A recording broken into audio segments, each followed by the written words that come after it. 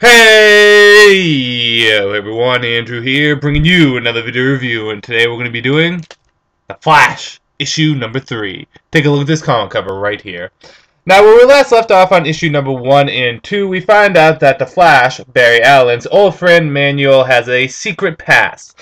He worked for the military. Not only did he work for the military, but he took part in a bunch of experiments, which made him stronger, faster, smarter, but also gave him some unique regenerative abilities. For example, you chop off his hand, which happens a lot to this guy, it grows back. Interesting. And we later find out that he has tons of clones called Mob Rules.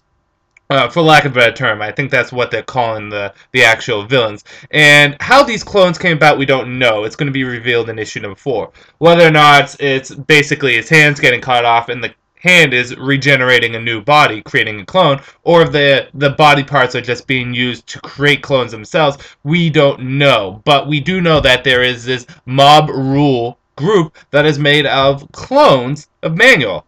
So they capture Manuel and hope to find a way to keep their lives going because they only have a short lifespan. It doesn't last for that long. And they capture Dr. Guerrero to help figure out how to save them, along with capturing Manuel. However, doing these experiments to find out how to save these clones cause a humongous blackout in the Gem Cities, Central City and Keystone City. And because of it, Flash has to go around and save everyone, including a plane that is coming down. Because it's more than just a blackout, it's like an EMM pulse. It's like a big electronic shutdown. The issue starts off with Flash saving the plane, and I won't tell you how he saves the plane, but it's pretty badass. It shows how powerful speedsters can be in the DC universe, but at the same time it shows that despite his power, the Flash can still be a vulnerable individual. And then we see him going around trying to help as many people as he can within the two cities, because this blackout is causing some trouble. We get the reintroduction of Captain Cold in the new DCU, and it seems as though his powers are not necessarily technology-based, but he can actually manipulate Cold. Whether or not that's the case is not 100% revealed, but when he's talking to Iris West, his hands are glowing bluish, a light blue, and it looks like a frost steam is coming out of it. A frost steam. You get what I'm saying. So, he reveals that the Rogues want to get back at Flash. So, after this story arc, we may get a reintroduction of the Rogues, which would be good because, you know, Flash has a good, colorful rogue gallery. No pun intended. And then we deal with the Flash getting some leads on exactly where Manuel is being held. However, he has to go investigate this as Barry Allen. And when push comes to shove, something happens to the Flash, which is surprising, especially seeing he is the fastest man alive. So the question is this, will Barry Allen be able to free his friend? Will he be able to take on Mob Rules? And will Iris West get out of the predicament of being in prison with the Rogues? Well, you're just going to have to read and see. So let's get into the good, the bad, and whether or not you should get it. Good. As always, with the first two issues, the art is really beautiful for The Flash. The characters feel very nice. They feel in character. And the dialogue is good. I particularly like the inner dialogue with Barry Allen. In the very beginning, he talks about coffee. I'm not a coffee drinker, but he talks about coffee, and he goes into this little bit of a talk about how it's bitter, but despite how bitter it is, people drink it anyways. And then finally he reveals that he doesn't drink coffee because it makes him jittery, and when he's jittery, his powers lose control. And he kind of wished that he had like a triple shot of espresso today in order to help save everyone faster. You know, it's not like huge things, but it's nice little dialogue that, like that, gets us a little bit of information about the character itself.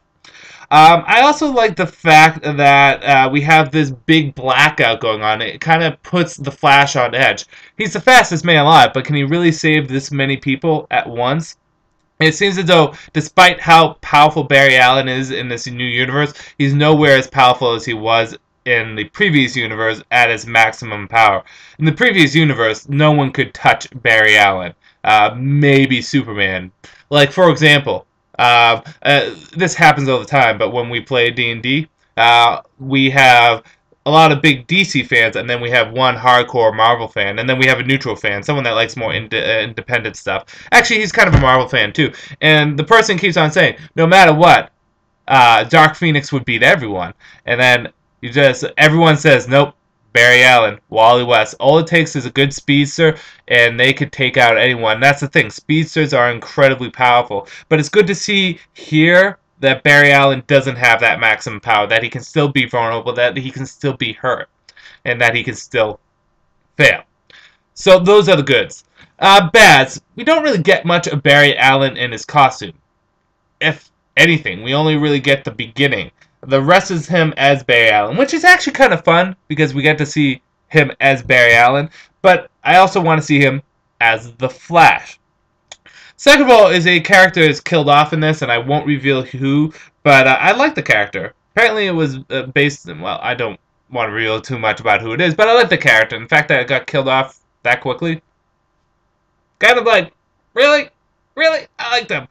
And there's some information crossover with Captain Atom in this, which I don't personally mind, but I think it's kind of confusing to some people that are new to comics or don't read Captain Atom. I don't read Captain Atom, but for example, I was reading this comic with my girlfriend. We read 3 comics together. It's kind of a, a little trade-off. I watch the OC and the Kardashians, and like E and all that stuff, and she reads comics with me. And she likes the Flash, but she was just, we skipped over that part because it served nothing for her, and she didn't like it, and I don't think it is really a good thing to have in there for new readers that don't know anything about like some comic book information crossovers. So it could be a little confusing to some people. Whether or not you should get it. Flash issue number 3 continues the same theme with issue number 1 and 2. It's good, but it's not quite comic book Nirvana. It's a solid 4 out of 5 stars, and it deserves that. It's great writing, great characterization, good art, and a fun story.